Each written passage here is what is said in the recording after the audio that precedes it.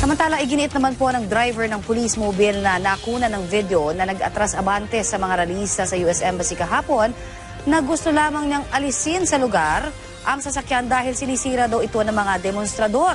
Kinukuhanan na rin ng salaysay ang 24 na pulis na kasama sa pag-disperse sa mga ralista.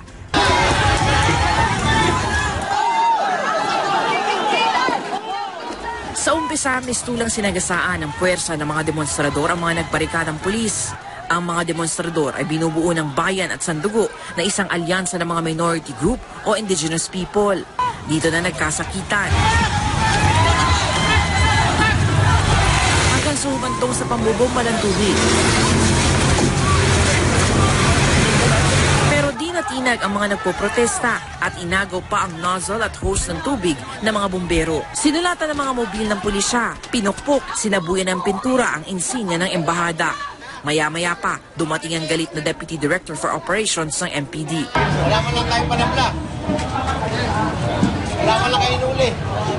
Dami-dami dyan.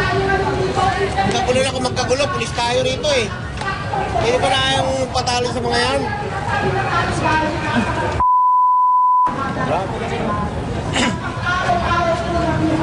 Ano tayo bumayaran natin sa embassy? Inutos ang pagbubuwag sa hanay ng mga nagpoprotesta. Kaya disperse mo yan. Last kasi ito dalawang speaker. Nakaumpang yung file track namin. Lumabang kasi kayo. Mga pulis kayo, hindi kayo lumalaban.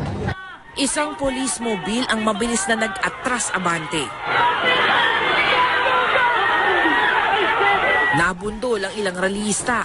Sa isang punto, nakita pang pumailalim sa police mobile ang isang babaeng demonstrador.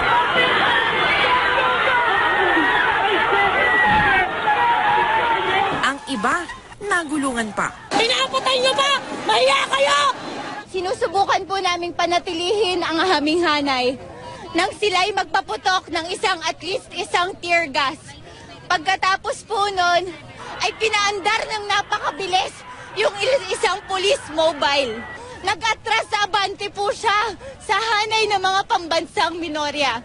Hindi bababa sa 10 ang nasagasaan. Kasama na ako. Hinamol ng mga pulis sa mga ralista hanggang Kalaw.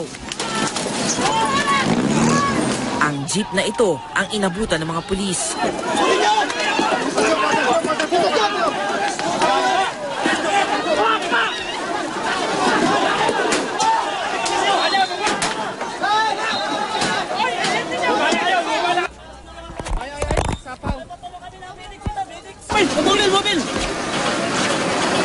Kabilang ang lalaking ito sa 5 ralistang nananatili pa sa ospital sa tindi ng mga sugat na tinamo. Bukod sa mga gasgas, galos at sugat, may mga nabalian din ng binti at paa. Isa sa kanila, 61 taong gulang na lola. Sa kabuuan, 29 inaresto ng Manila Police District. Nakalabas na ang 24. Nasa ospital naman ang 5. Walang legal basis yung pag-disperse. Pagpapahayag yan, constitutionally guaranteed right yan, at yung manner ng pag-disperse. Kasi sinagasaan sila eh. Hindi yan one of the sanctioned na manner ng pag-disperse. Samantala, kinuhanan na ng salaysay ang 24 na pulis na kasama sa pag-disperse sa mga demonstrador sa US Embassy. Nagtamo raw sila ng minor injuries. Ayon sa driver ng mobile na si PO3 Franklin Co, pinipilit daw kasi ng mga nagpoprotesta na buksan ang pinto ng sasakyan. Gusto lang daw niyang tanggalin ang mobile dahil sinisira na ito ng mga demonstrador.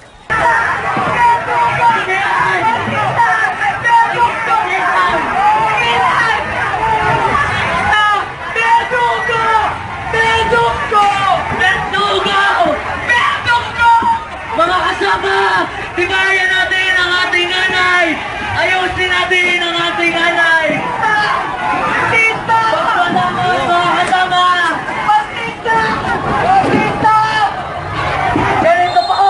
Ganito po ang itsura ng fascismong Estado!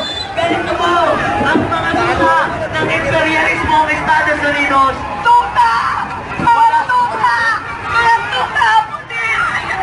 Mga tuta kayo! Mahiya kayo sa mamamayan! Mahiya kayo sa bayang Pilipinas! Mahiya kayo sa mga mamamayan! Mahiya kayo sa Pilipinas! Kainin Pedroso! Kainin Pedroso! Ikaw ay tabi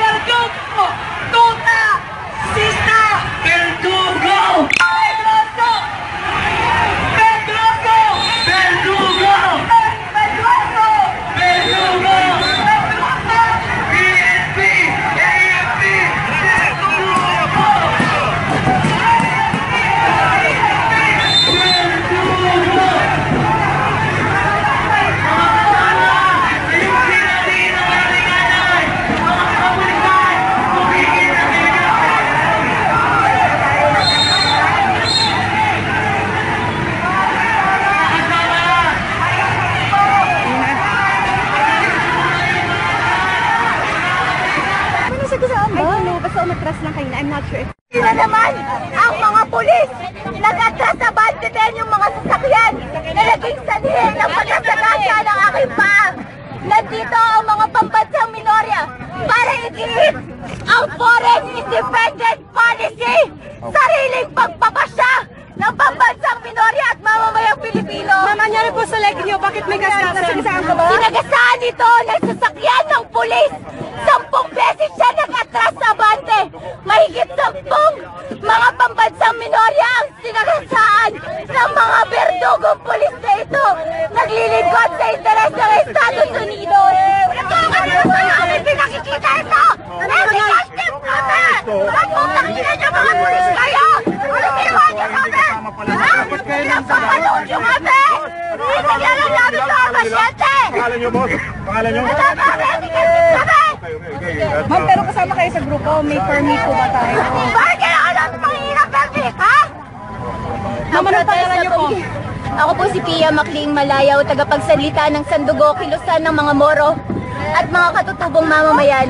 Nandito po kami sa harap ng US Embassy naggigiit para sa sariling pagpapasya at yung paggigiit ng foreign independent policy, lalo sa ngayon na nagdadahas ang Estados Unidos at sinusuportahan pa ito ng mga pulis ng mga mararahas. Salamat.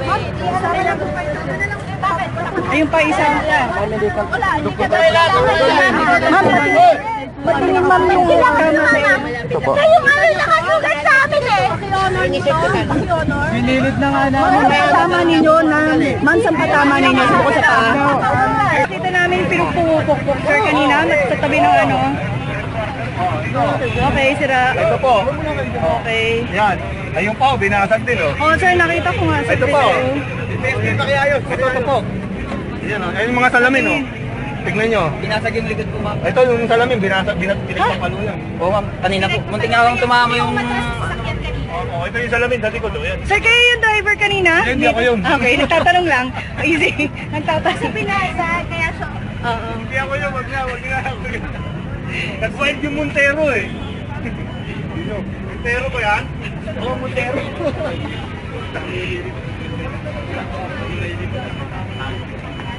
Liyak mo.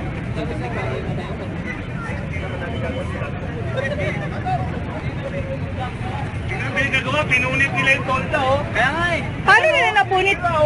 Paano nila marami kasi sila. Okay. Pinagsasapak na yung ano kanina, ma'am, yung windshield, buti hindi nabasag. Nakita ko nga, sir, eh. Oo. Tamaan yung kamay ko kanina. Natakot din ako, eh. Ayan o, mga bubog. Dahil sa nasirang salamin ng mobile ng police.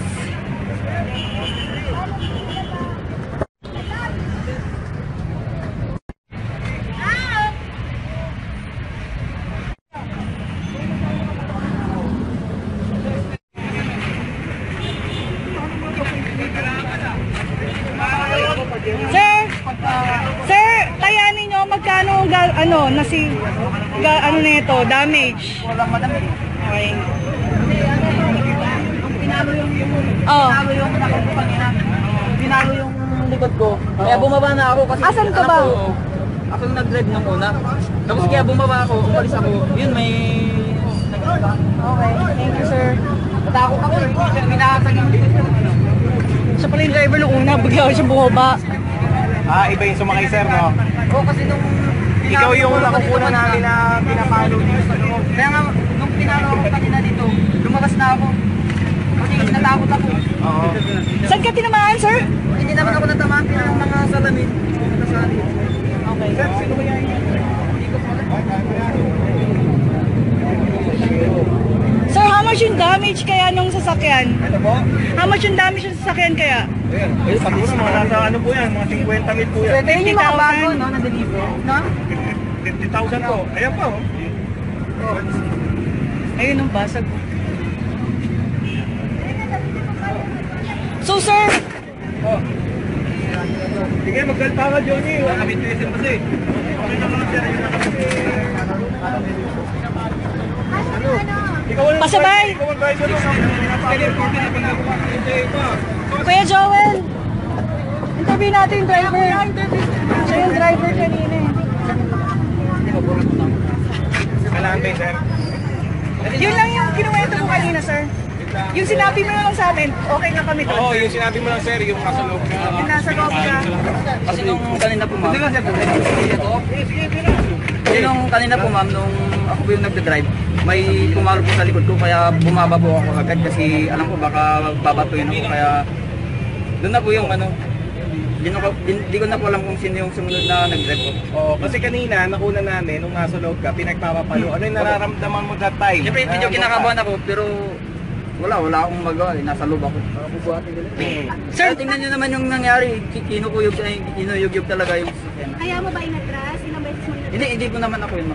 Kasi nung nakaupo po ako, may biglang pumalo po sa likod ko. Yung tingnan nyo naman po, basag po yung salamin natin, di ba? Kaya nung umalis na lang po agad ako. Bumaba na po ako. Ako nag-ano nung sasakyan kasi inaagaw na nila. Sir, dito tayo, sir. Inaagaw na ng mga ralista yung sasakyan eh. Kaya napilitan akong kunin ko yung sasakyan. Kaya napapos ko. Yun ang nangyari. Pero sir, alam nyo na maraming tao sa paligid din ng Kami mobile. naman nasasagasaan nila kung nakakuha nila to. Kung hindi nyo ginawa yun, sir, ano yung possibly kayang nangyari din Hindi sa'yo? mo maraming madidisgrasya sa amin. Tignan nyo ginawa sa mobile. Kanina ba sir, tinatry nilang agawin yung sasakyan ninyo? Tinataog pa nga, di ba? Hindi nyo nakita, pinipilit nilang sitaog. Ilan kayo sa loob, sir? Dalawa kami kasi itong ang batang pulis na kasama namin, si Pio Juanico. Okay, sir. Sir, bali sir, ano kanina naramdaman nyo? Parang medyo nag-panic ba kayo sir? Oo, siyempre, biro mo itataog din sa sakyan. At saka pag naagaw nga niya to, delikado na, sasagasaan niya dahil yung mga pulis na nasa unahan. Yun lang. Pero wala naman kami intention na gawin sa kanila yung ano. Okay. Sir, pangalan niyo po sir? Police Officer 3, Franklin po. Franklin ko. Okay. Thank you sir. Thank you, sir. Muli isang magandang umaga Pilipinas, Luzon, Visayas, Mindanao at Mega Manila. Ngayon po mga kaibigan ay araw ng Huwebes. Ngayon ay 20 na ng buwan ng Oktubre itong 2016. Muling sumasa inyo ang Radyo Vision sa pangalan po ni Aljo Bendijo. Kasama niyo ako po si Alan Alianige. Sir Alan, good morning din po sa ating mga tagapakinig at nanonood ngayong umaga dito sa Radyo Vision. Sa loob po na isang oras, samahan nyo kami na pag-usapan ang may init na issue dito sa ating bansa. Live kaming napapanood ngayon sa PTV4 at IBC 13. Live streaming naman po sa www.ptvnews.ph at maaari nyo rin pong i-download ang aming PBS Radio app o PBS Rap sa inyong mga App Store. At habang umiiral po ngayon ang bagyong Lawin sa inyo po mga lugar, maaari nyo pong sabihin ang inyong karanasan sa pamagitan po ng pag-text sa 0917-759-3041. Mag-ingat po tayong lahat. At siyempre kami ho'y maaari nyo ring mapakinggan sa www.pbs.gov.ph. Pakiclick nyo lang po yung buton ng Radyo ng Bayan, Metro Manila. Good morning, Sir Alan. Good morning. Yes, sa kasalukuyan po ngayon ng bagyong Lawin o Super Typhoon Lawin ay nasa Cordillera area na sa ngayon. Yes. And good news, bumaba or humina po ang bagyo. Bahagyang humina ang bagyo. Yes. Pero nasa typhoon category pa rin Yes. ito. And yung mga signal number 5 nitong mga nakarang araw ay binaba na po sa signal number 4 pero lubhang nakakabahala at damaging pa rin po ang signal na ito. At Sir Alan, isang araw lang naman po mananalasa itong bagyong Lawin pero napakalakas. Bandang 8 a.m. to 10 a.m. inaasahan po na mawawala na ito sa kalupaan sa bandang Ilocos Norte at mamayang gabi ay inaasahang lalabas na po ito ng Philippine Area of Responsibility. Gaya nung binabanggit mo, mabilis ang pagtakbo ng bagyo. Nasa 25 kilometers per hour. Ito kahit papano ay kung titingnan natin na mas positibo, mas magandang epekto nito. Kasi hindi mabababad sa matinding pagbuhos ng ulan at matinding paghataw ng hangin yung isang lugar. Di ba? Kasi mabilis lang dumadaan yung bagyo. So, gaya nung binanggit mo, ito ay naglandfall kagabi ng alas 11 diyan sa area ng Cagayan at lalabas na ng landmass bandang alas 8 hanggang mga alas 10 ng umaga mamaya. Tama po kayo dyan, Sir Alan. At ang gale warning po ay nakataas sa lahat ng mga, bukod sa mga lugar na merong signal warning. Pati po ang Eastern Seaboard, ng Southern Luzon ay nakataas po ang gale warning. So pinapalalahanan po ang mga maliliit at malalaking sasakyang pandagat na wag munang pumalaot. At syempre nagpaalala din po ang Pag-asa sa posibleng flash floods at landslides dun sa mga lugar, yung sa mga mabubundok, lalo na dun sa mga lugar ng Cordillera and Mountain Province. Mag-ingat po tayo dyan. At syempre sa storm surges na maaari maranasan ng mga nasa signal number 4 hanggang 2. Okay. Ang oras po natin sa buong Pilipinas, meron tayong 6 minutes na makalipas ang alas 6 ng umaga. Kumustahin muna natin ano ang mga balitang ihatid ng ating mga katropa sa labas ng himpilan. Dito muna tayo kay Melanie Valdos mula po sa DSWD. Melanie? DSWD patuloy na nakaagapay sa mga pamilyang apektado ng Bagyong Lawin. Para sa Radyo Vision, Melanie Valdos Reyes, ang detalye sa aking pagbabalik. Maya-maya naman ang detalyanan. Kumustahin natin ang update naman sa Senado, Jojo Ismael. Jojo? Sa alaan, nagpahayag ng kumpiyansa si Senadora Quintanilla na bago magtapos ang taon, magiging isa ng ganap na batas ang isang panukalang hakbangin na nagtatakda ng 2,000 pisong aumento sa SSS monthly pension na may 1.7 milyong SSS pensioners. Ang detalye, alamin sa aking pagbabalik. Thank you so much, Jojo Ismael. Maghatid po ng update mula sa Senado. Narito naman po ang ating words of wisdom ngayong bumabagyong umaga. No country can really develop unless its citizens are educated. Sa Tagalog po, walang bansa ang maaaring umunlad hanggat ang mga mamamayan nito ay nakapag-aral. Mula kay Nelson Mandela. Yan, si Nelson Mandela. Really, education is very important po talaga. Mahalaga na nakapag-aral. Ika nga ang lahat. Kaya nga, di ba, patuloy na pinalalakas ng pamahalaan na ang kampanya nito, no? Ang adhikain nito na ang lahat ay makapag-aral. May access sa edukasyon. In fact, sa basic education, libreng edukasyon. Kaya lang, ang problema nga nung iba, libreng edukasyon na nga, yung iba naman ayaw mag-avail, ayaw mag-aral. No? Hindi naman dapat ganun. Wag natin ipagkait po sa ating mga anak, sa ating mga kabataan ng edukasyon. Ito yung yaman na hindi po mananakaw talaga nino man sa kahit sino man. Pero sa isang punto de vista naman, nandyan of course yung mga magulang na sige, nagpupursige, iginagapang ang kanilang mga anak para makapag-aral. Ang problema, yung bata naman mismo ang ayaw.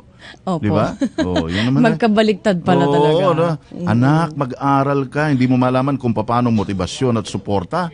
Tapos yung bata naman mismo, minsan ang ayaw. Wag naman ganun, di ba? Hanggang nandyan ang oportunidad na makapag-aral, tuloy-tuloy lang. Grab it. Yes. And speaking of schooling, wala na pong pasok all levels sa karamihan ng lugar dito po sa Northern Luzon. Busog pa rin po nitong Super Typhoon Lawin. In fact, dito rin sa Metro Manila, all levels, public and private, wala ring pasok. Sir, how about yung mga government officials, ang dami na nagte-text, or government offices kung mayroong mga pasok daw ngayon? Oo, merong nilabas na Memorandum Order number 10 kahagabi. Oo, galing sa Office of the Executive Secretary. At naka-itemize doon yung mga areas na walang pasok at hindi kasama ang mga tanggapan sa Metro Manila. Alright. Sa punto naman pong ito, puntahan na natin ang ating mga Metro News. Unahin natin si Ma'am Melanie Valdos Reyes mula sa DSWD. Good morning, Ma'am Melanie. Nanawagan si DSWD Secretary Judy Tagiwalo sa mga kabayan natin na nasa danger zone na kabilang sa mga rehiyon na binabayo ngayon ng Bagyong Lawin na tumalima sa babala ng mga otoridad para makaiwas sa anumang sakuna. Kagabi, nagsagawa na ng preemptive evacuation sa Cagayan Region, Tugigaraw, Municipalidad ng Apari, Gonzaga, Camalanogan at Peña Blanca. Tiniyak ni Tagiwalo na sapat ang nakahandang family food packs at nakapreposition na ito sa mga strategic locations na dadaanan ng bagyo. Umaabot sa 508,000 ang relief packs na naka-standby habang nasa 720,000 naman ang standby funds. Anya, patuloy na minomonitor ng DSWD Disaster Response Teams ang track ng Bagyong Lawin. Higpit din ang kailang koordinasyon sa mga local government units para sa augmentation support. Para sa Radyo Vision, Melanie Valdos Reyes, Media ng Bayan. Maraming salamat, Melanie Valdos Reyes. News and current affairs. Okay, mga kaibigan, dito naman tayo sa Senado. Narito po ang mga update na ihatid sa atin ni Jojo Ismael. Jojo, good morning. Yes, alaan kumpiyansa si Senadora Cynthia Villan na bago magtapos ang taon, magiging isa ng ganap na batas ang isang panukalang hakbangin na nagtatagda ng 2,000 pisong aumento sa SSS monthly pension na may 1.7 milyong SSS pensioners. Ginawa ni Villar ang kanyang pahayag matapos na pagtibayin ng Senate Committee on Government Corporations and Public Enterprises, katuwang ang Committee on Labor, Employment and Human Resources Development, ang Committee on Health and Demography at ang Finance Committee ang naturang panukalang batas. Ayon kay Villar, isa sa mayakda ng hakbangin, tiwala siya na malalagdan na ito ng Pangulong Rodrigo Duterte bilang isang ganap na batas bago magtapos ang 2016. Anyan, 2,000 piso across the board increase sa Social Security System o SSS monthly pension at bilang maagang pamasko ng taon para sa may 1.7 milyong pensioners. Pinori ni Villar ang Committee on Government Corporations and Public Enterprises na pinamumunuan ni Senador Richard Gordon sa pagsasa-prioridad ng pagpasa ng hakbanging ito. Inaasahan din ng senadora na walang kokontra sa bill na ito sa Senado at maging ang counterpart bill nito sa Kamara de Representantes. Iniling na rin ni Villar kay George Amqueco Jr., ang Senior Vice President at Chief Actuary ng SSS, na kanilang iba yung pag-usayin ang kanilang pangungulekta o kaya humingi na ng subsidiya mula sa gobyerno upang mapabuti rin ang mga benepisyo para sa may 33 milyong miyembro ng SSS. Mula sa Senado, George Ismael nag-uulat para sa Radyo Vision. Radyo ng Bayan. Report. Thank you si George Ismael. Nagatid po ng update mula sa Senado. Nagatid sa oras natin. 12 minutes na makalipas ang alas 6 ng umaga. Alright sir, nandito na po ang ating mga guest ngayong umaga. Si Governor Corazon Alma de Leon ng Philippine Red Cross. Good morning po. Good morning. Thank si you very Ms. much. Milagros Valera, trainer. And si Dr. Lydia Padernal, Director of QC Chapter. Magandang umaga po sa inyo lahat. Magandang umaga. At syempre, pagka ganitong may bagyo, maliban sa mga government agencies na abalang-abala, ay isa sa mga nakatutok palagi ay ang Philippine Red Cross. Makibalita muna tayo kay Ma'am Cora tungkol dito sa mga update na may hatid nila sa atin, sa mga pagtutok ng Red Cross, lalo na doon po sa mga areas na naapektuhan ng bagyong Lawin. Ma'am Cora, please. Correct ka dyan, ano? In fact, may sistema ang Philippine Red Cross as auxiliary to government. Dapat ma-explain ito, no? Ang primary role talaga, gobyerno, we're auxiliary to government. Ano ginagawa natin dito? We developed also the capacity through our chapters. We have 102 chapters na all over the country. At ang ating chairman, Senator Richard Gordon, ay gustong matiyak na equip yung modernize ang lahat ng chapters, kaya may capacity for rescue, may capacity to provide food and other services. Of course, we're always known for the blood program natin kasi pag ganitong may sakuna, syempre meron din nakakasakit, meron din naapektuhan, di ba? Tinatamaan ng bagyo.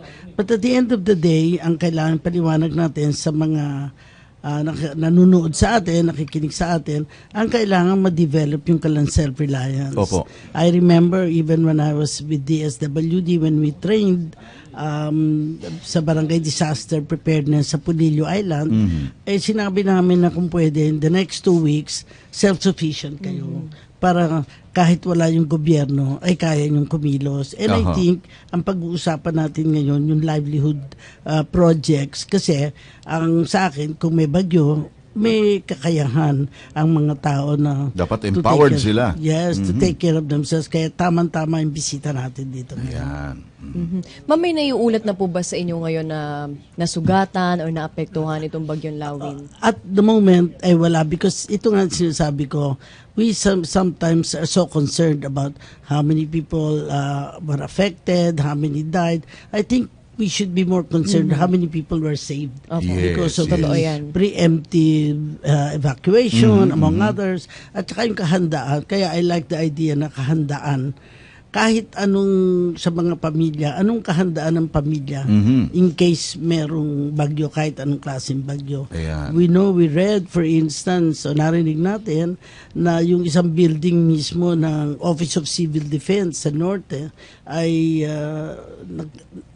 tinamaan ng malakas na hangin at nabasag lahat ng salamin. Opo. So, ibig sabihin, we will never know kung gaano ang magiging apekto But you were correct earlier, Ms. Namba, pag mabilis ang daan at hindi nag-i-stay doon, hindi masyadong malaki ang damage. Okay. And nabanggit nyo, Ma'am Cora, yung livelihood para ma-empower, maging self-sufficient ang ating mga kababayan. We understand, of course, ang ating mga kasamang bisita ngayon ay magbibigay din ng dagdag na mga update dito sa inyong binabanggit. Simulan natin kay Miss Milagros Valera. Oo. Si Ma'am Mila, isa ho sa mga trainers. Tama po ba? Sir. Opo. So, good morning, ma'am. Good morning po, sir. Sa Oho. ngayon po, patuloy po ang bigay buhay ng pagbibigay ng mga pangkasanayang pang-livelihood, non-food at hindi po food. Non-food at saka food. Yes, sir. Ibig sabihin, food preparation yung iba. Yes. Yung iba naman yung mga simpleng aktibidad na magiging source of livelihood. Patuloy po ang pagbibigay namin ng training from bigay buhay.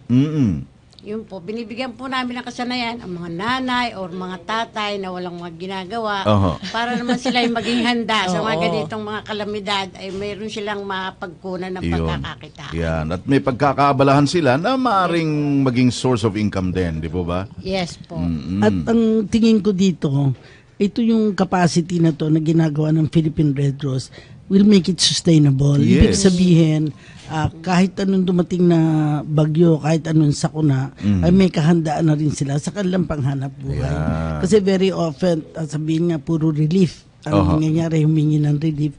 I dream of the day talaga na sa isang komunidad, makakaya nilang tugunan ng kanilang pangangailangan. Kumbaga, yung pagtulong sa kanila ay bilang panimula lang. Yes. At yung pangalawang chapter, kumbaga, pagtulong sa kanila by means of empowering them. Yes, marunong ba kayong gumawa nito? Tutulungan namin kayo. Ayun. Kaya yun ang philosophy na kailangan ma-inculcate natin sa mga mamayan natin. Sapagkat ang bagyo'y darating 20 times, 24 times a year. Ngayon, gano'n na lang ba tuwing may bagyo, mag-iintay na lang tayo kung ano yung bibigay ng gobyerno. Ano. Importante na we grow, parang may pagbabago ding mangyayari. And I think, under the new leadership, mahalaga na tingnan natin ang capacity din ng bawat community, bawat barangay. Kailan po nag-start itong livelihood courses ng Red Cross? Actually, when I was Secretary General way back earlier on, mga in the early 2000, nagsimula na kasi nakita din ni Chairman Gordon na hindi pwedeng palagi na lang nagbibigay tayo ng relief. Dapat may kakayahan sila para may hanap buhay sila kahit na may bagyo. Kay Doktora Padernal ng QC Chapter, ilan na po ba ang natulungan nitong livelihood courses ng Red Cross? Sa Philippine Red Cross ho, ay maipagmamalaki namin na sa huling bilang ay naka more than 68,000 women na ho ang natulungan natin all over the country. Ang umpisa ho namin ginawa ay sa bawat chapter namili tayo ng mga pwedeng maging trainer, tagapagsanay, kamukha ho ni Milagros Valera ng Project 143. So yun hong mga nasa barangays ay pumili kami ng tigta 30 people para sila maging trainer ng mga barangay. So yan tawag po namin dyan ay training of trainers. At yung mga trainers naman ho, sila ang bumababa sa kanilang mga miyembro sa Red Cross 143. Yun hong Red Cross 143 parang talagang mini Red Cross sa mga barangay. They are volunteer workers pero talaga hong naka-imbibe na sa kanila ang pagsiservisyo lalo na ho sa panahon ng mga kalamidad. Ayan, okay. So marami na ho tayong natulungan at yan po ay under the Bigay Buhay program na inumpisahan po ng aming chairman si Senator Richard Gordon. And Sir Alan, may dala nga po sila ngayon. May sample sila. Kanina ko pa tinitingnan. Kaya nga. Merong food and non-food and I'm sure hindi pa lahat yan. Ito lang because early morning lang na tawagan din si Dr. Padernal to come and join us here this morning. At I'm sure in the future, marami pa tayong pwedeng ipakita. Ayun. So ito, nais ko sana, Sir Alan, na bigyan ng halaga yung mga basura na naiipon, lalo na pag may bagyo, meron hong baha na nakakabara sa ating mga imbornal. Ito ho, mga straws, mga used straws at saka mga ito hong mga bag na ito, mga bags na yan. So tinuturuan natin ang mga kababaihan kahit na ho ngayon pinatuturuan na rin po sa atin ang mga PWD, senior citizens, at saka yung mga nagbabalik loob sa pamahalaan, yung mga biktima ng droga. Ganyan, ho. So, wala ho tayong puhunan dyan, kundi talaga maghahanap tayo ng mga used straws from restaurants, from canteens, mga ganun ho. At tuturuan namin, napakadali ho. Even in 2 hours, they can already get the skill. Kanina pong umaga, nung nag-uumpisa po kayo, Sir Alan, ay nabanggit ang kahalagahan ng edukasyon. Yes. Ito ho ay parte ngayon ng ating pagtuturo. Kailangan ma-develop ang ating skills para po talagang ang tao ay hindi lamang matalino, kundi matuto rin sila ng iba't ibang kaalaman na panghahanap buhay. Ako, ang ganda niyan, ha? May tanong lang ako doon sa 68,000 na nagbenepisyo dito sa courses. Mga karamihan doon ay biktima po ba ng bagyo? Tama po ba? Opo, kasi talaga ang priority natin yun munang mga nabibiktima ng bagyo. Pero gaya ho nang nasabi natin, kahandaan, tapos pag nandyan na yung bagyo at saka pagkatapos ng bagyo. So kahit pa yung mga typhoon-prone areas, yung mga bahain, ay binibigyan na kaagad natin ng mga kaalaman para talagang hindi sila parating, kamukha lang nabanggit po ni Gov. Cora, ay hindi parating umaasa sa gobyerno yung dole-out mentality. Gusto na ho nating matanggal. Kailangan ho ay talagang pagsikapan natin na tayo ay maging produktibo. Kamukha ng sabi ninyo, ay dapat ay hindi tayo asa ng asa sa pamahalaan. Alright. Type ko yung kulay pink ko, na may violet. Ito. Ayan, nagpaparamdam na si Sarina. Sample mo yan. Ito? Ayun. I think, ang gusto ko ding idagdag na ours is not a perfect world. Dahil parang kahit gusto natin the best na ma-interest natin, tulungan yung mga tao. Some of them still have poor attitudes na ang pananaw nila is that ano ba makakuha namin sa gobyerno. So, hindi ko ibig sabihin na walang maasahan sa gobyerno. But at the same time, kailangan sabayan natin yung capacity building na sinasabi ni Dr. Padernal at makita natin ano ang resulta. Pag you see a community na parang kahit may bagyo, hindi na sila pumupunta sa evacuation center dahil kahit papano kaya na nilang tugunan ng kanilang pangangailangan. Empowered na sila, ika nga. Nako, we'd like to thank you so much po. Salamat sa grupo ng Philippine Red Cross for joining us this morning. Of course, nariyan po si Miss Milagros Valera, isa sa mga trainers. Si Dr. Lydia Padernal, ang director ng Quezon City chapter ng Red Cross. And of course, si Ma'am Corazon Alma De Leon. Thank you very Maraming salamat po. Okay, thank you. Mga kaibigan, oras po natin, meron tayong 23 minutes na makalipas ang 6:00 ng umaga. Punta naman po natin si Audrey Goriseta para sa kanyang mga balita ngayong umaga. Audrey?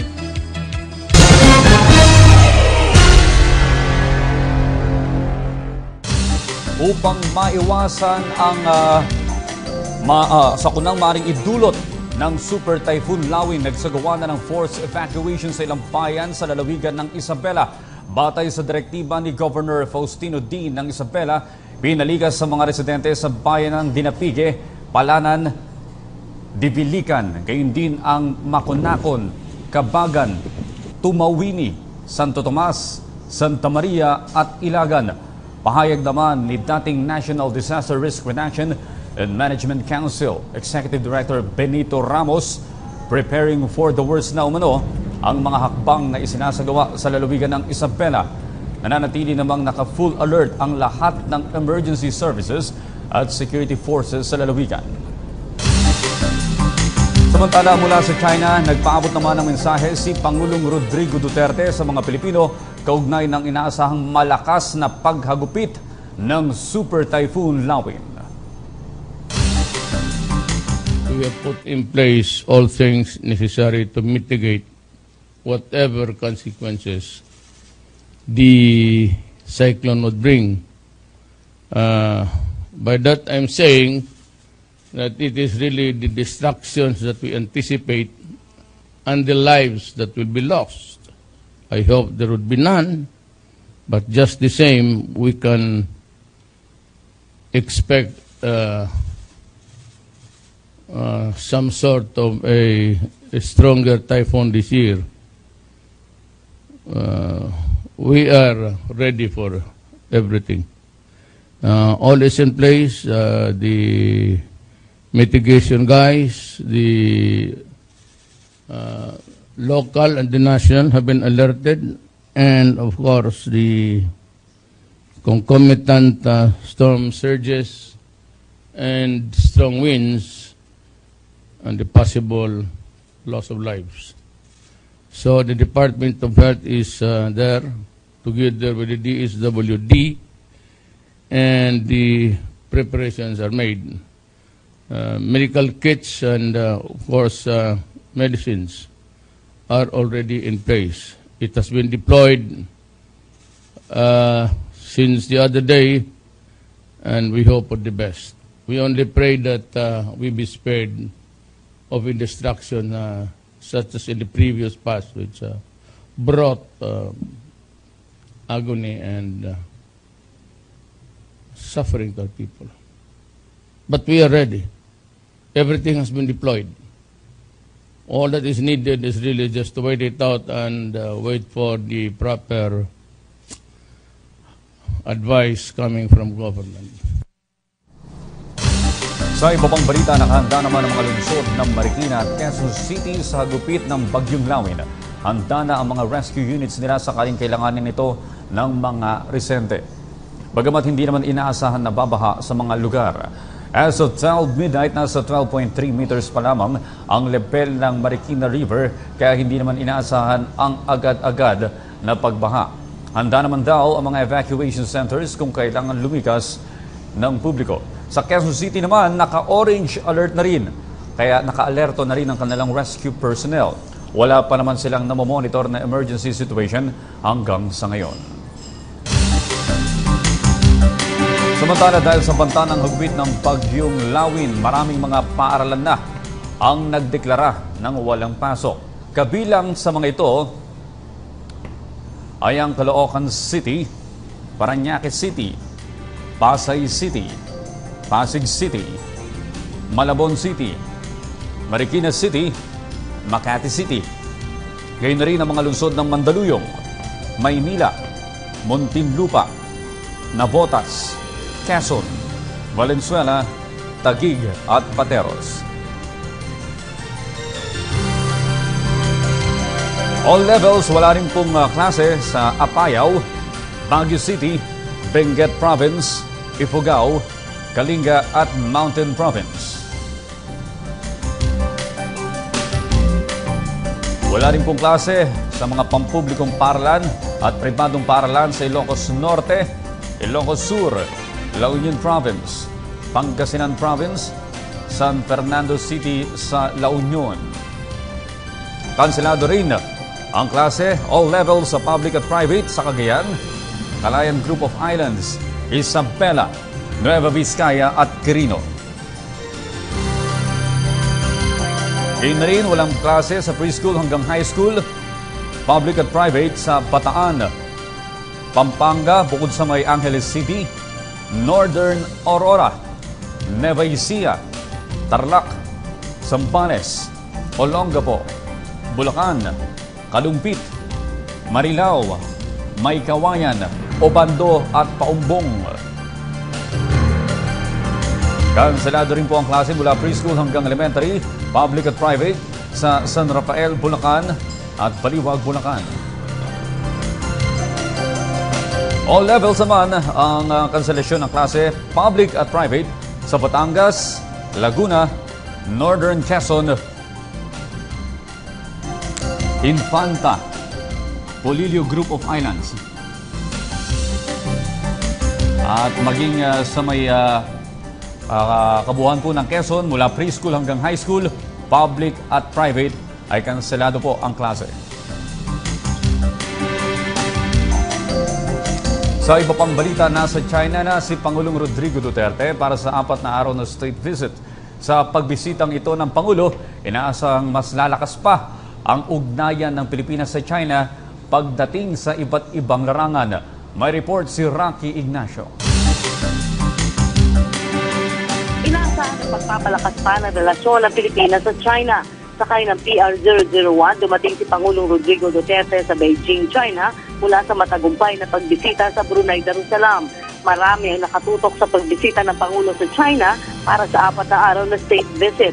Ang Pangulo ay sinalubong ng mga opisyal ng Pilipinas sa China sa pangunguna ni Chinese Foreign Minister Wang Yi, Chinese Ambassador to the Philippines Zhao Jinhua at Secretary of Affairs ng Philippine Embassy Elizabeth Te. Sisimula ni Pangulong Duterte ang mahigpit na schedule nito ngayong araw sa pulong kasama ang Filipino community dito sa Grand Hyatt Hotel. Bukas, inaasahan ang bilateral meeting ng Pangulo kay Chinese President Xi Jinping sa Great Hall of the People kung saan pagkakaluban ito ng arrival ceremony. Nagsagawa ng pagbisita ang Pangulo sa China sa harap ng usapin na agawan ng teritoryo sa South China Sea. Nauna nang sinabi ng Malacanang na iba pang palalakasin ng Pilipinas sa China ang relasyon sa iba't ibang larangan, partikular na sa trade and investment. Ang China ang itinuturing na biggest economy sa mundo. Ito ang unang pagkakataon na may bumisita ng leader ng Pilipinas sa China mula taong 2011. Ito ang ikalimang bansa na nabisita ni Pangulong Duterte simula na maupo sa pwesto. Para sa PTV News, Rocky Ignacio, Beijing, China. Samantala, pinaimbestigahan na ni Pangulong Rodrigo Duterte ang violent dispersal ng pulisya sa harap ng US Embassy. Sa press conference sa Beijing, China, sinabi ng Pangulo na nais niyang malaman ang dahilan kung bakit nauwi sa marahas ang dispersal. Bukod sa Philippine National Police, nais ring humingi ng Pangulo ng report mula sa DILG. Nasa Beijing, China ang Pangulo nang makita ang video kung saan sinagasaan ng isang sasakyan ng pulis ang mga reliyista. It's very important because it's livelihood. We will not talk hard on who's what because that is contested. Insofar as on the side of those who believed in the International Court of Arbitration, we have won. But on the side of China, that is not a verdict that is acceptable to them. So in other words, the reality there now is that there is a contest and a conflict. And if you think that there will be an agreement where we give or take or go into a compromise, that has not been taken up even locally. And you would know because you are from there.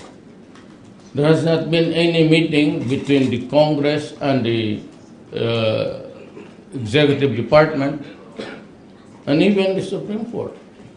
Justice Carpio was been talking a lot about it. Ganito yan. Whether it is a friendly or a not so friendly embassy all over the world, we are bound by international rules and that we have to allow the establishment of embassies, especially if you have citizens in that country to protect. Now, I do not know what happened. I was just shown with the footage. I am not ready, though I think the demonstration was made in the premises of the U.S. Embassy. And there was a dispersal, and given my orders for a maximum tolerance policy sa police, let them, as I said early on, if you want to demonstrate, tell me. I'll give you a permit for 1 week.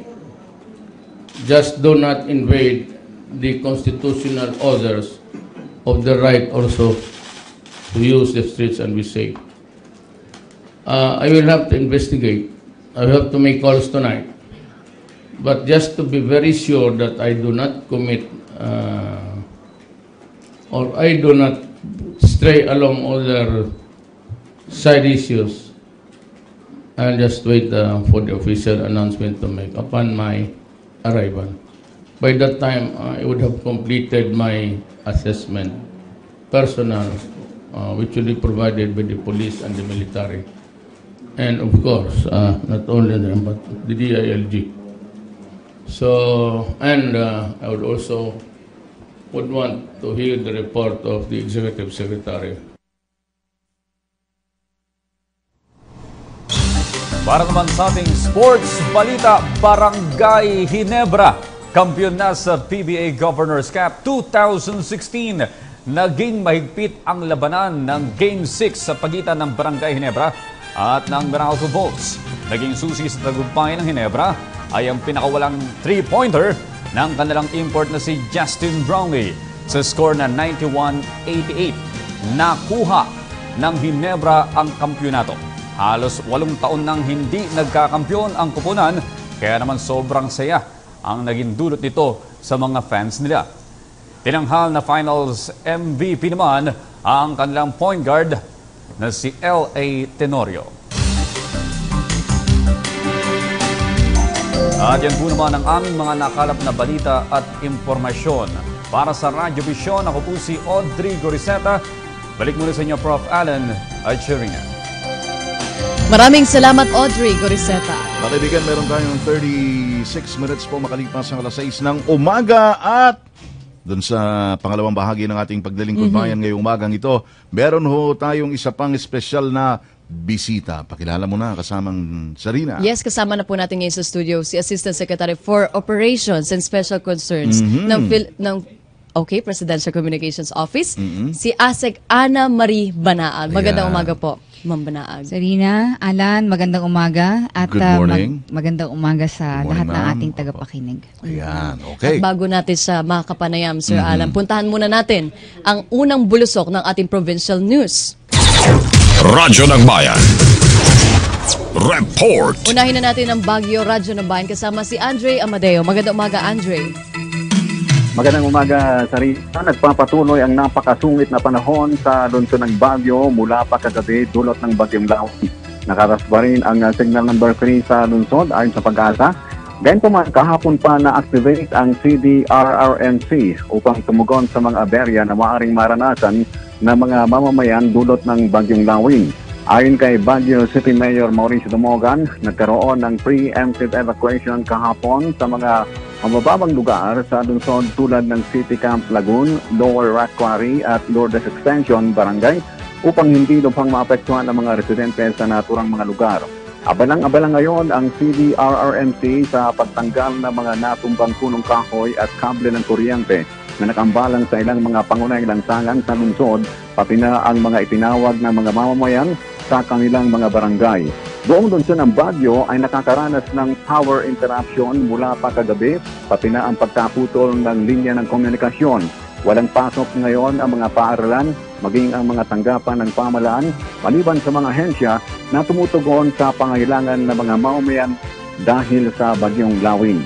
Para sa Radyo Vision, Andre Amadeo ng Baguio City, Media ng Bayan. Maraming salamat, Andre Amadeo. At ngayon, mula sa Baguio City, dyan pa rin sa norte, Radyo ng Bayan, Agoo, La Union, kasama naman si Charity Frianeza. Radyo ng Bayan. Report. Charity, good morning. Yes, good morning. Kasama nga Alan, patuloy pa rin na naka-alerto ang PDRRMC dito sa lalawigan ng La Union kaugnay ng bagyong Lawin. Pabugso-bugsong hangin at patuloy na pag-ulan pa rin ang nararanasan natin dito sa lalawigan sa mga sandaling ito. Sa pinakahuling update natin with PDRM Officer Bobby Valdez, may 1,000 pamilya o kabong 4,020 individuals ang inilikas mula sa mga bayan ng Agoo, Aringay, Bawang, Bangar, Santo Tomas, Tubao, Burgos, San Fernando City, Nagilian, Bacnotan, San Juan at Balawan. Samantala, sinabi DSWD Region 1 Director Marcelo de Comedes Castillo Jr. na nakahanda na ang food and non-food items sa kanilang regional warehouse at mga satellite warehouses sa buong Marine 1 upang magbigay ng karagdagang tulong kung kakailanganin ng mga local government units na apektado ng bagyong Lawin. Umaabot sa 28,728 family food packs ang nakaantabay na nagkakahalaga sa 9.8 million pesos habang ang mga non-food items naman ay may halaga na aabot sa 14.8 million pesos.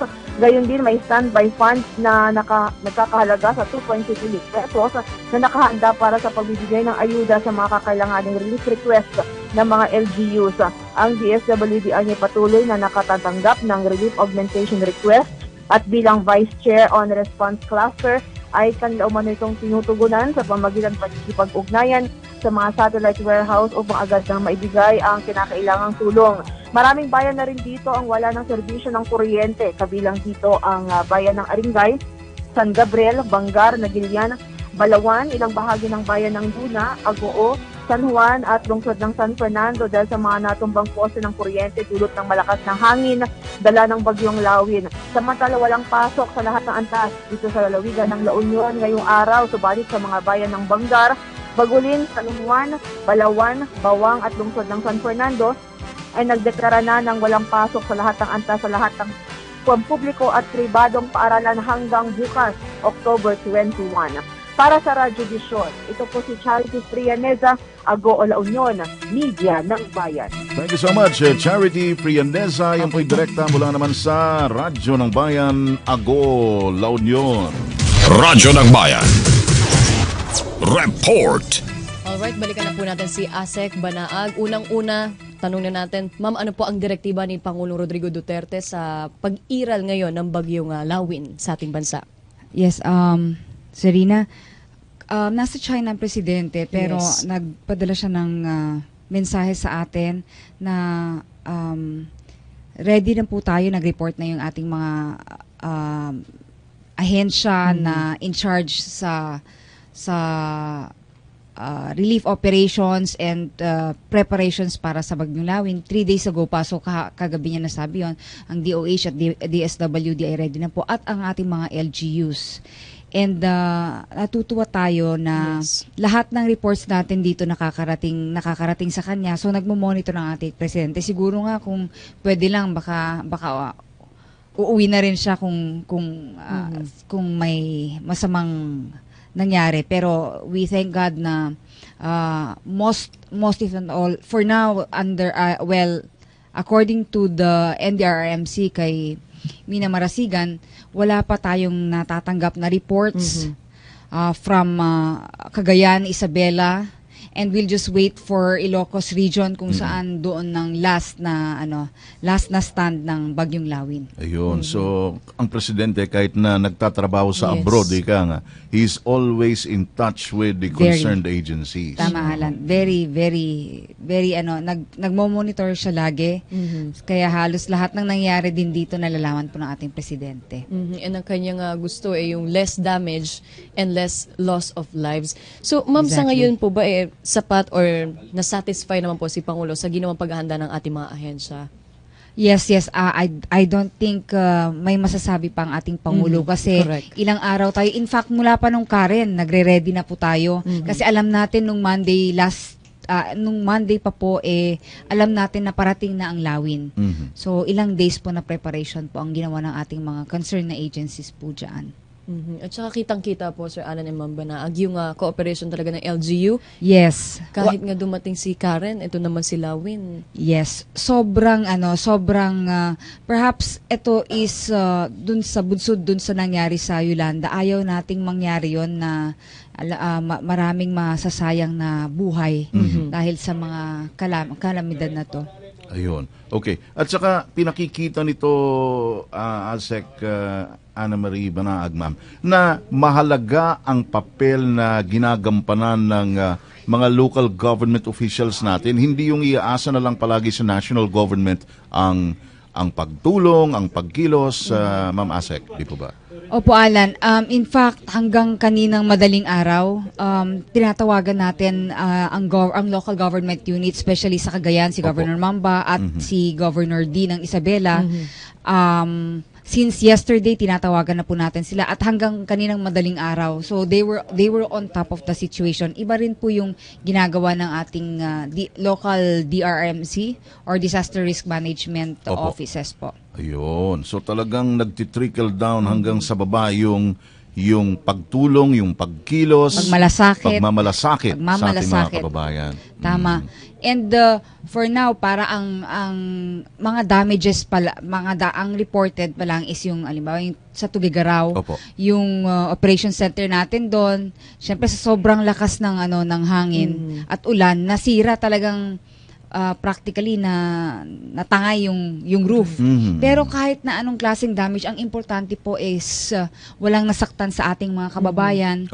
natakot man sila, nakakatakot daw talaga, may mga na-interview ang ating mga kasamahan doon na yun lang ang first time na nilang na-experience yung ganong klaseng hangin. At takot daw, walang nakatulog sa kanila sa Cagayan at Isabela. Actually, i-share ko lang po ito. No? May nag-text mula sa Isabela. Asek, hello po, magandang umaga po. Si Rosaline Jacoben, humihingi po ng tulong para dito sa Isabela, San Lorenzo at Fuyo kasi nawasak po lahat ng aming bahay. Wala kaming makain at mga damit dito. Saan sa Isabela? Sa Fuyo and Lorenzo. Si Rosaline Jacoben. Fuyo and Lorenzo. So, malakas talaga. Malakas talaga. Nawasakan lahat ng bahay nila. Yung report din ng mga provincial o mga regional stations natin sa Norte, kagabi, kaninang madaling araw, talagang malakas. Ayun. Okay. Update, Ma'am Asek. May mga areas na kinakailangang i-implement yung tinatawag na forced evacuation ng mga LGU dahil alam ng mga local government officials na halimbawa itong area na ito pag ganitong volume ng ulan siguradong babahain. Pero may mga reports din noon na mga residente na ayaw, hindi nakikipag-cooperate. Sa aspetong ito, ma'am, anong feedback na nakakarating ngayon sa atin, halimbawa sa NDRRMC? So far, may mangilan-ngilan pero napilit din sila, napilitan sila kasi nagko-cooperate na. Nagko-cooperate na po kasi lahat, pati halos yung governor, pati siguro kailangang puntahan or tawagan itong mga kababayan natin para lumigas, especially sa mga coastal areas natin kasi yung storm surge na pinangangambahan natin is napakataas kahapon, 2 to 5 meters. Gaano kataas yon? It can go higher. So, with that alone, talagang nakakabahala. Maiba naman po tayo, Sir Alan Inasek, yung sa pinirmahan na batas ni Pangulong Rodrigo Duterte hinggil dito sa pag-postpone ng barangay at SK elections na napakarami nagte-text kung ano na nga daw po ang balita. Asek. Yes, Zarina. Na-announce po natin during the press briefing the other day na yung batas, yung RA or Republic Act number 10923 ay nilagdaan na ng Pangulo. Ito po galing po ito sa House of Representatives at Senate. Tapos nilagdaan po, so batas na po ito. Kahapon po na i-transmit na po ito sa House of Representatives. And ito po ay ang nilalahad practically po nito ay postponement ng barangay elections na supposedly ngayong October. Yes, ma'am. So, bali barangay at saka SK elections. So, bali ma-extend siya and next year na po. Okay, October next year. October next year. Yun. So malinaw na, yung ibang mga nagtatanong at nakikipagdebate, ito po nilagdaan na mismo ng Pangulong Rodi Duterte, batas na. Yes po, batas na nalagdaan po noong October 15. Nasa Davao siya or Davao po, tama po ba, or nasa Brunei na siya? Hindi, wala siya sa Brunei noon. Oo. October 16 umalis ang Pangulo papuntang Brunei. Ayun. And ma'am, may tanong lang din. Sorry kung may tatanong. Does it mean daw po ba na may extend yung mga nakaupo ngayon? Or maaring antabayanan muna? Antabayanan muna natin. By the way, itong batas po na to, kasi po kailangan niyang ipapublish natin sa Official Gazette. Requirement yun. Requirement yun ng batas. So, ipapublish natin through the National Printing Office. And then, 15 days thereafter, pag na-publish po yan ng Monday, bilang tayo ng 15 days thereafter, magte-take effect po yung ating batas na ito. It's yung postponement. But, well, eventually magte-take effect naman kasi aprobado naman na siya. So, isa na siyang batas. We just have to, kailangan lang natin na mag-follow ng legal procedures. Alright. Babalikan natin si Asek. Meron muna tayong live report mula kay Kirby Cristobal mula sa Isabela Province. Magandang umaga, Kirby.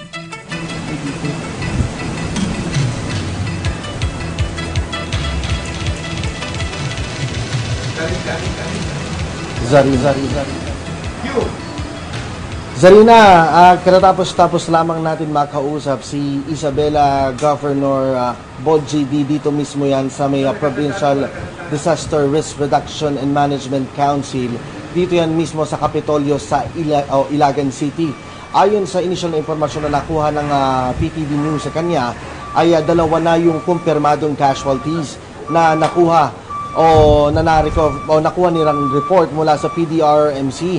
Ang isa ay isang 70 years old na nagngangalang si Jose Malena, na ito ay habang nasa evacuation center ay inatake sa puso.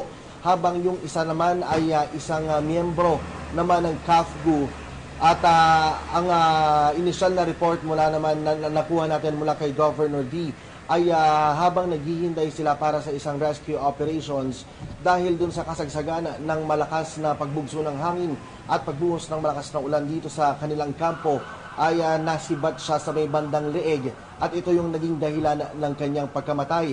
Malaki ang pinsala dito sa Isabela nitong Super Typhoon Lawin at ayon pa nga kay Governor D, hindi pa nga sila nakaka-recover sa dinanas nila sa bagyong si Karen, ay talaga namang mas malakas itong naramdaman nila na pagbuhos at pagbugso ng hangin mula rito sa Super Typhoon na si Lawin. Ngayon ay nagsasagawa sila ng clearing operations para maisagawa o malinis lahat ng mga kalsada na posibleng madaanan at makapasok sila doon sa mga isolated areas. Kabilang na rito itong bayan ng Santo Tomas at marami rin sa Tumawi River, Tumawi o bayan ng Tumawi, yung mga naapektuhan at ngayon ay nananatili doon at humihingi pa rin ng rescue. Sa ngayon ay nagsasagawa na sila ng agarang aksyon at pinatakbo na rin ang Philippine Air Force kasama ang Philippine National Police para tumugon sa mga pangangailangan ng ating mga kababayan na natrap ngayon at nanghihingi ng rescue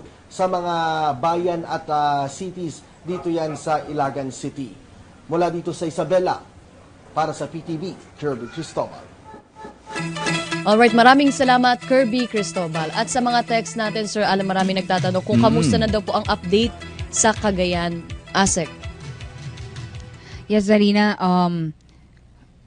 sa Cagayan, yung mga nangangamba na kung ano man ang mga nangyari doon, Yes. intermittent po yung signal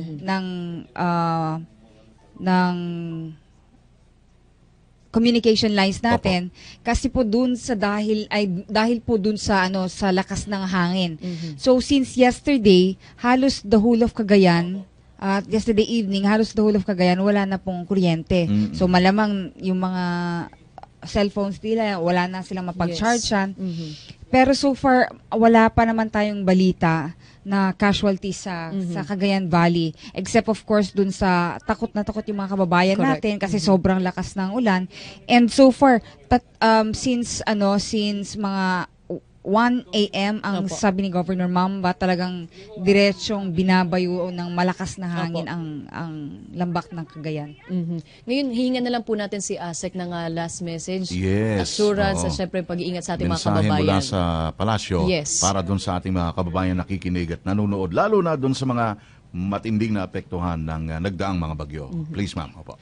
Yes, sa ating mga kababayan, lalong-lalo na po sa mga apektado pa rin ng bagyo at ngayon po yung papuntang bagyo sa Ilocos Norte, sa Apayao, mag-ingat po tayo at sa ating mga kababayan na nanonood po ngayon, kung may maitutulong po tayo para sa ating mga kababayan na direktang apektado ng bagyo, ang hihingin po ng ating pamahalaan ay malasakit, tulong po kung ano man ang pwede nating maitulong sa ating mga kababayan. Please po be updated with sa mga government websites natin through MDRRMC at PAGASA kung ano pong pwede nating maitulong sa ating mga kababayan. And of course, panalangin na rin po sa mga mga kababayan nating apektado po ng Bagyong Lawin. Alright, maraming salamat po ASEC Ana Marie Banag ng PCO Operations and Special Concerns. Salamat Alan, salamat Sarina. Magandang umaga po. Okay, 54 minutes makalipas po ang 6 ng umaga. Puntahan naman po natin live sa Pag-asa DOST ang ating kasama na si Amor La Rosa para sa ating weather update today. Amor? Maraming salamat. Magandang umaga Zarina and Sir Alan. Magandang umaga Pilipinas. Narito na ang latest sa lagay ng ating panahon. Matapos tumama o maglandfall ng Bagyong Lawin kagabi alas 11 po yan dito sa may Peña Blanca, Southern Cagayan, bahagya po itong humina habang patuloy na tinatahak ang Apayao Province. Alas 4 ng umaga ngayong araw, huli po yang namataan ng Pag-asa sa vicinity ng Kabugao, Apayao. Taglay po nito ang lakas ng hangin nga abot ng 205 km per hour at pabugso nga abot naman ng 285 km per hour. Inaasahan po natin ang bagyong ito ay kikilos pa west-northwest sa bilis na 25 kilometers per hour. At kung sakali man na hindi po magbago yung bilis at direksyon nito, posible po ito mag-exit dito sa landmass via Ilocos Norte bago tuluyang makalabas ng Philippine Area of Responsibility mamayang gabi. Pero depende pa rin po yan sa mga pagbabago sa pagkilos nito sa mga susunod na oras. Habang patuloy po ang pag-iral nito dito sa loob ng ating boundary, maraming lugar pa rin ang nasa ilalim ng Tropical Cyclone Warning Signal. Kabilang po dito sa Signal number 4, ang bahagi po yan ng Cagayan, ganoon din po ang Isabela, Apayao, Abra at pati na rin ang Ilocos Norte. Nasa ilalim rin ito ang Ilocos Sur, Mountain Province, Kalinga, Ifugao at Calayan Group of Islands. Dito po posibleng maranasan ang lakas ng hangin na abot ng 171 to 220 kilometers per hour sa loob po yan ng 12 oras. Nasa ilalim naman ng Signal number 3 ang La Union, Benguet, Nueva Vizcaya, Quirino at ganoon din ang Northern Aurora. Dito po posible namang maranasan ang hangin na abot ng 121 to 170 kilometers per hour sa loob naman ng 18 oras. Samantala, Signal number 2 naman dito sa Batanes Group of Islands, Pangasinan, natitirang bahagi ng Aurora at ganoon din dito sa bahagi po ng Tarlac. Nasa ilalim rin po ng Signal number 2 ang Nueva Ecija at ganoon din ang Northern Zambales. Ibig sabihin po niyan, posible pong maranasan ang hangin na abot ng 61 to 120 kilometers per hour sa loob naman po yan ng 24 oras. At para naman sa Signal number 1, kabilang po dito ang natitirang bahagi ng Zambales, Bulacan, Bataan, Pampanga at ganoon din ang Rizal. Kabilang din po dito ang Quezon Province, ganoon din ang Polillo Island at pati na rin ang bahagi po ng Cavite. Kapag po Signal number 1, inaasahan po natin meron pa rin pong hangin na abot ng 30 to 60 kilometers per hour sa loob po yan ng 36 hours. Para naman sa lagay ng ating panahon sa mga susunod na oras, makakaranas po ng masungit na panahon na magdudulot ng maalon hanggang sa napakaalong kondisyon ng karagatan. Lalong-lalo na po yan dito sa northern hanggang dito po yan sa may central parts ng Luzon. Mararanasan naman ang mga pag-ulan na may kasamang bugso ng hangin. Dito po yan sa Metro Manila, Calabarzon, mga probinsya po ng Zambales, Bataan, ganun din po sa Pampanga at sa bahagi ng Bulacan. Paghandaan naman ang maulap na kalangitan na magdudulot ng mahina hanggang sa katamtamang pag-ulan at may kasama po itong mga pulupulong pagkidlat pagkulog. Dito po yan sa natitirang bahagi pa ng Luzon, pati na rin sa kanlurang bahagi ng Visayas. At para naman sa natitirang bahagi pa ng ating bansa, inaasahan naman po natin makakaranas ng bahagya hanggang sa maulap na kalangitan at paghandaan pa rin po natin ang posibleng mga pulupulong pag-ulan o pagkidlat pagkulog, lalong-lalo na po yan sa hapon o kaya naman ay sa gabi. Yan ang latest sa lagay ng ating panahon para sa Radyo Vision. Ako po si Amor La Rosa mula dito sa Pag-asa, Media ng Bayan. Maraming salamat, Amor La Rosa. At humahabol po mga kaibigan ng Radyo ng Bayan Batanes, Merlin Gabilo. Please come in. Yes, magandang umaga Pilipinas.